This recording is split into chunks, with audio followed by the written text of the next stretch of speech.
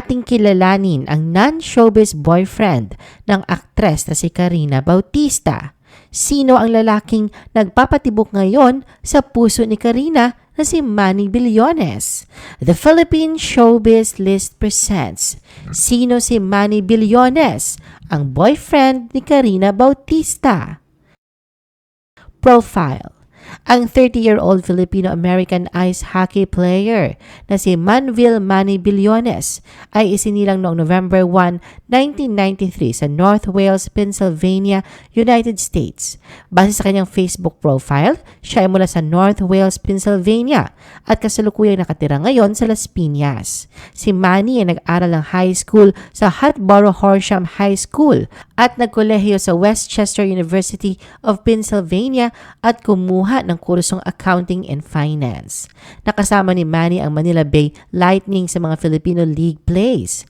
Sa simula ng kanyang ice hockey career, naglaro si Manny para sa mga kupunan mula sa Philadelphia. Habang nag-aaral, naging miyembro siya ng team ng Westchester University sa American Collegiate Hockey Association, isang liga para sa US High School League. Noong 2018, lumipat siya sa Filipino Ice Hockey League. Pagkatapos ng kanyang pagiging miyembro sa Manila Bearcats, ngayon ay aktibo siya sa Manila Bay Lightning sa yugto ng ice hockey. New captain for Philippine Ice Hockey Team. Ang dedikasyon, husay at ang leadership qualities ni Manny ay nagbigay sa kanya ng respeto ng kapwa mga teammates niya at mga coach. Noong March 2023, pinangalanan ng Hockey Philippines ang kanilang leadership group para sa 2023 International Ice Hockey Federation World Ice Hockey Championships Division 4 sa Mongolia.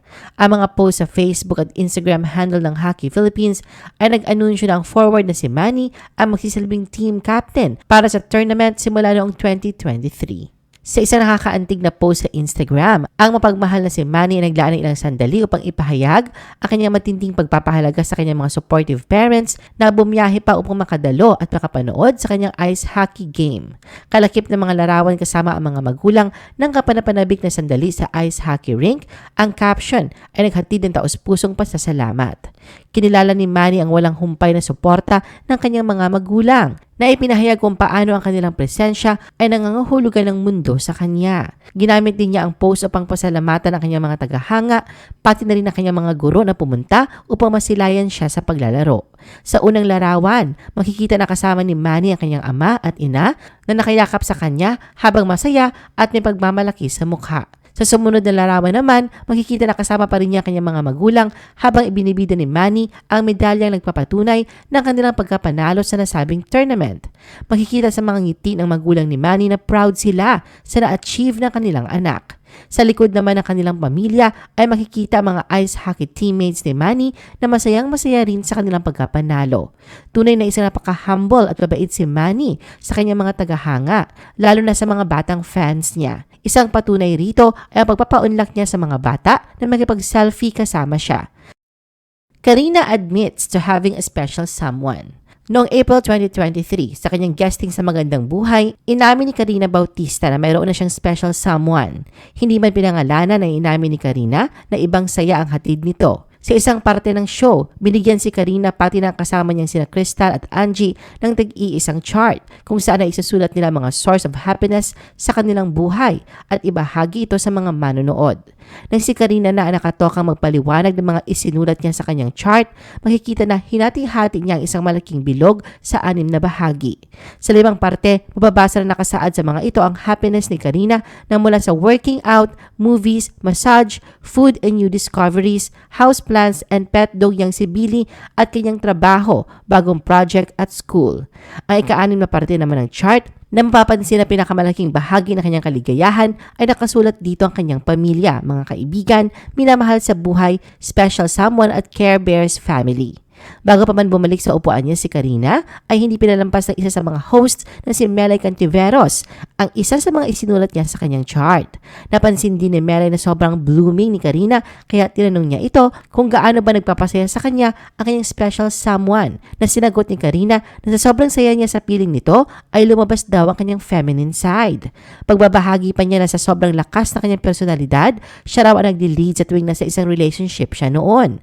Pero iba na raw ngayon. Dahil naranasan na niya sa piling na kanyang special someone na siya na yung binibaby at inaalagaan nito. Kaya sobrang saya niya at doon din lumabas sa kanyang glow at happiness mula sa kanyang loob. Pinuri naman ni Julina magdangal si Karina at sinabi na makikita sa aura at ngiti nito ang purong kasiyahan nito.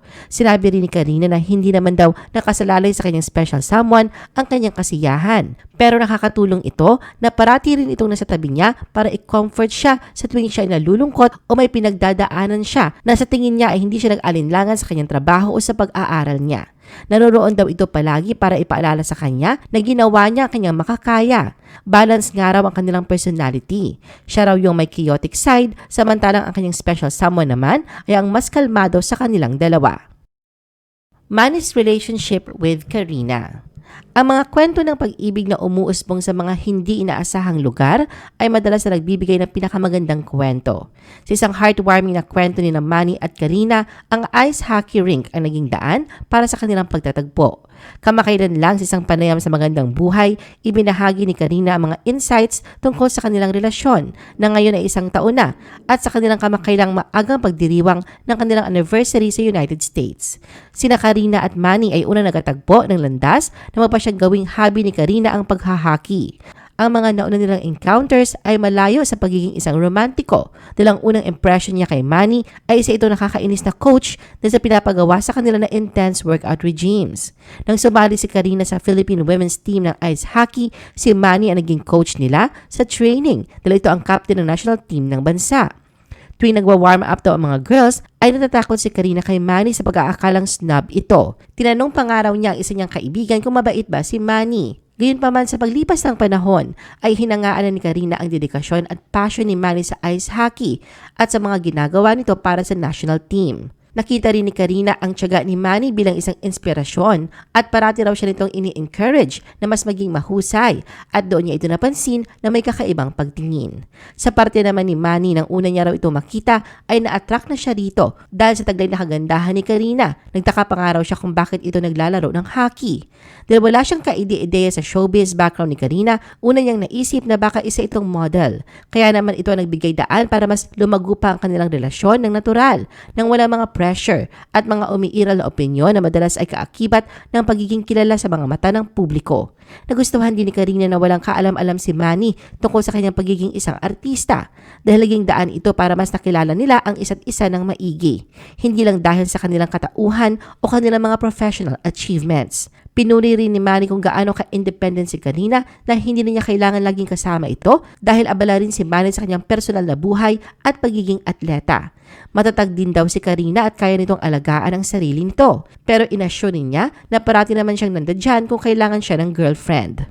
Pagkatapos ay ibinunyag naman ni Karina ang mga natatanggap niyang pababash mula sa mga netizens na nag-aakalang ang habulan niya sa relasyon nila ni Manny ay ang kayamanan at pera nito. Sa kabila nito, binigyang diin ng magkasintahan ang kanilang pagmamahalan sa isa't isa higit pa sa ingay at panghuhusga sa kanilang paligid.